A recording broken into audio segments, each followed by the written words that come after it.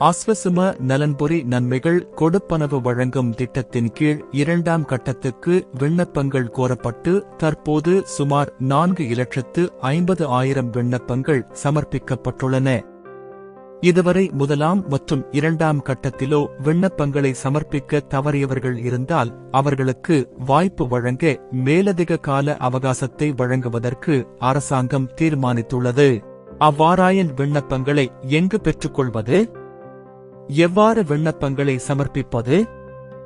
2ஆம் கட்ட விண்ணப்பத்தை சமர்ப்பித்திருந்தால் மீண்டும் விண்ணப்பிக்க முடியுமா? போன்ற விடயங்கள் தொடர்பில் வாருங்கள் நாம் இங்கு பார்க்கலாம்.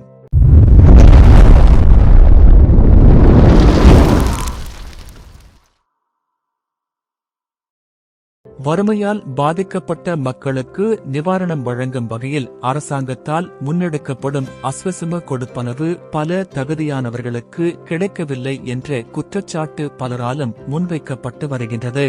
இதற்காக 2 கட்டங்களின் கீழ் விண்ணப்பங்கள் கோரப்பட்டு பயனாளிகள் தெரிவு செய்யப்பட்ட போதும் தகுதியான பலர் இன்னும் அந்த திட்டத்துக்குள் உள்வாங்கப்படவில்லை.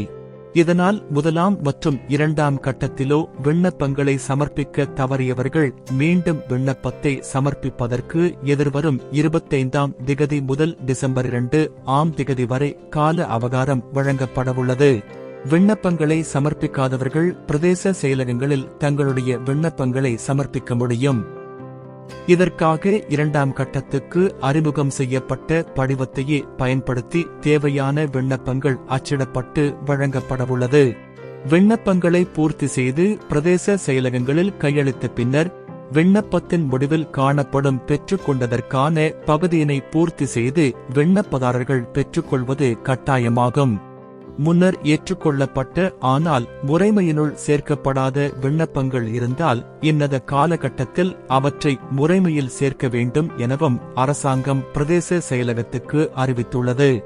2ஆம் கட்ட விண்ணப்பங்கள் தொடர்பாக டிசம்பர் மாதம் கணக்கெடுப்பு பணிகள் ஆரம்பிக்கப்பட உள்ளதால் டிசம்பர் 2ஆம் திகதிக்கு முன்னர் விண்ணப்பங்களை பிரதேச செயலகத்திடம் விண்ணப்பதாரர்கள் கையளிக்க வேண்டும்.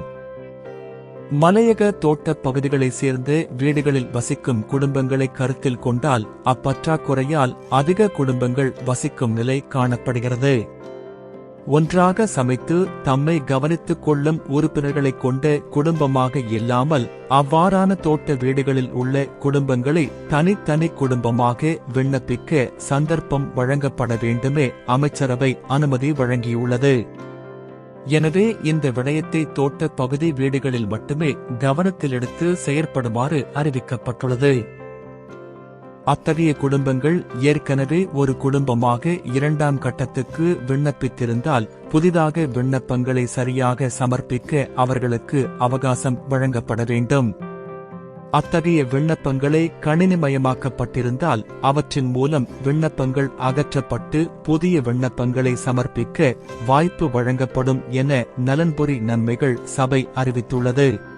எனவே அஸ்வசும 1ஆம் மற்றும் 2ஆம் கட்டத்தில் வாய்ப்பு கிடைக்காத தகுதியானவர்கள் இந்த சந்தர்ப்பத்தை பயன்படுத்தி தங்களுக்கான அஸ்வசும கொடுப்பனவை பெற்றுக்கொள்வதற்கு பிரதேச செயலகத்தில் தங்களது விண்ணப்பங்களை கையளிப்பது கட்டாயமாகும்.